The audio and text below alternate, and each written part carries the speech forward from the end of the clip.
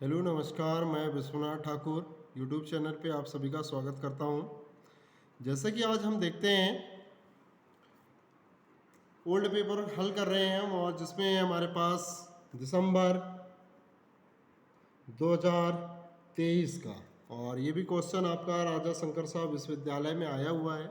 पतली परत क्रोमेटोग्राफी को समझाइए, जिसमें से हम देखते हैं कि क्वेश्चन के आधार पे हम जो आंसर देना चाहते हैं कि इस वर्णलेखिकी में मिश्रण के अवयवों की पहचान व पृथक्करण एक प्लेट पर अधिशोषक की परत चढ़ाकर करते हैं। इसमें गतिशीलता प्रवस्था द्रव होता है। तो जैसे हमने देखा है कि जब हम क्रोमेटोग्राफी करते हैं इसमें, और इसमें जैसे हम देख रहे हैं कि ये आपके पास स्टीप है ग्लास की, या ये कहलाती है अपने पास कांच की हो सकती है या प्लास्टिक की भी हो सकती है।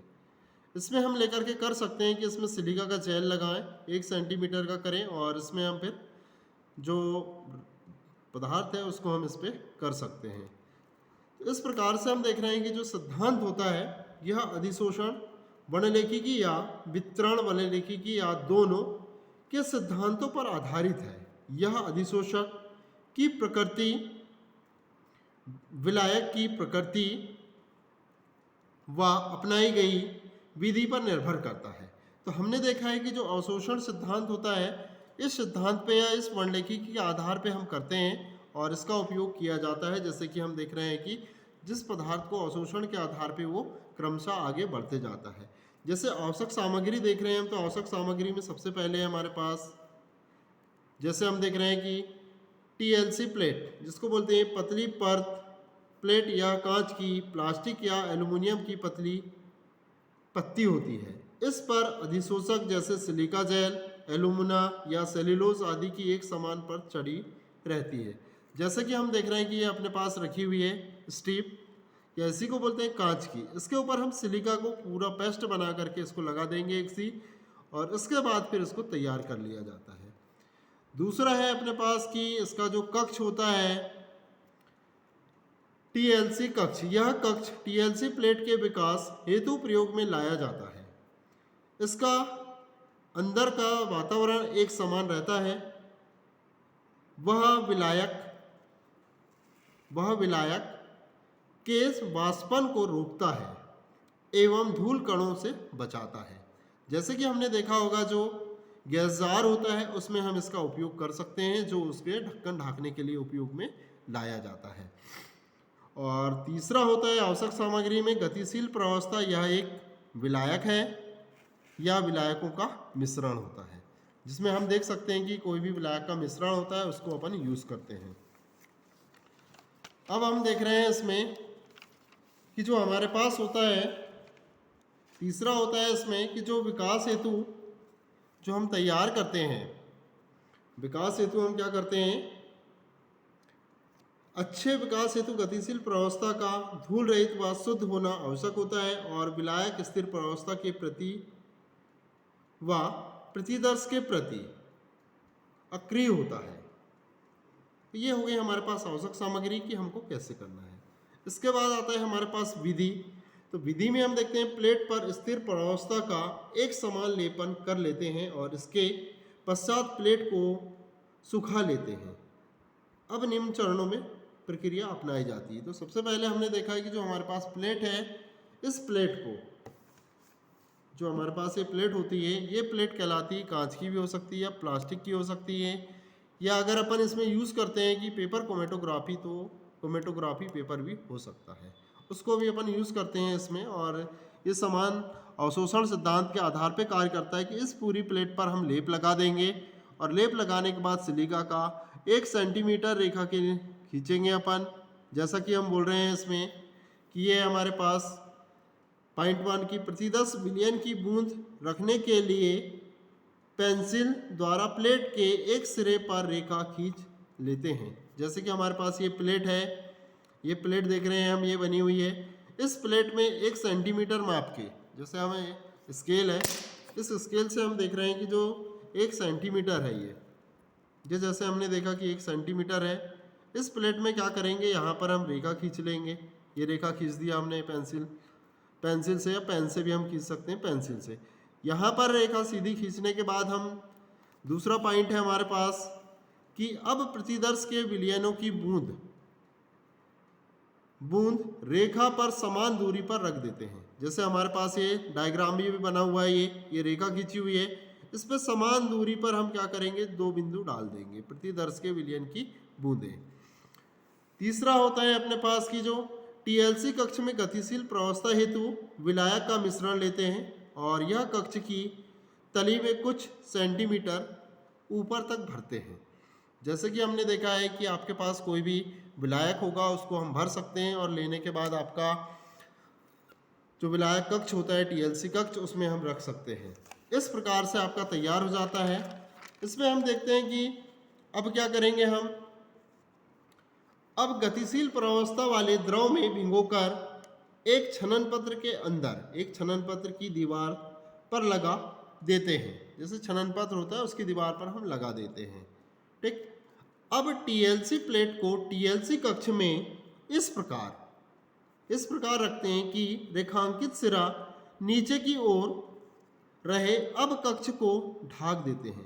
प्रतिदर्श के विलयन की बूंदें गतिशील प्रवस्था से ऊपर चलती हैं। जैसे हमने देखा कि ये रेखा खींचा है हमने इस स्ट्रिप पर, तो ये जो रेखा वाला भाग है वो ऐसा रहना चाहिए नीचे। अब हमारे पास जो विलयन है, इस विलयन में हम भिगो करके रख सकते हैं। जैसे कि हम देख सकते हैं कि माना कि हमारे पास एक फ्लास्क होता है, उस फ्लास्क में भी हम रख कर सकते हैं कि भाई ये अपने पास एक फ्लास्क है, इस फ्लास्क में विलयन बना हुआ है, इसमें हम इसको इस रूप से रखेंगे सीधा, और इसको हम क्या करेंगे, टीएलसी कक्ष में ले जा करके रख देंगे। इस रूप के आधार पे हमारे पास जो विलयन होगा इसमें होगा और टीएलसी कक्ष में। इसके बाद जो विलयन है अपने पास, जो बूंदें हैं वो क्रमशः बढ़ने लगेंगी, ऊपर चढ़ने लगती हैं कक्ष में। और इसके बाद हम क्या करेंगे कि भाई आपके पास विकास के पश्चात प्लेटों में टीएलसी कक्ष से बाहर निकाल कर सुखा लेते हैं। क्या करेंगे अपन, इस प्लेट को निकाल करके हम सुखा लेते हैं। और सुखाने के बाद जैसे कि हम देखा है कि जो शुष्क प्लेटों पर उपस्थित धब्बों को पराबैंगनी प्रकाश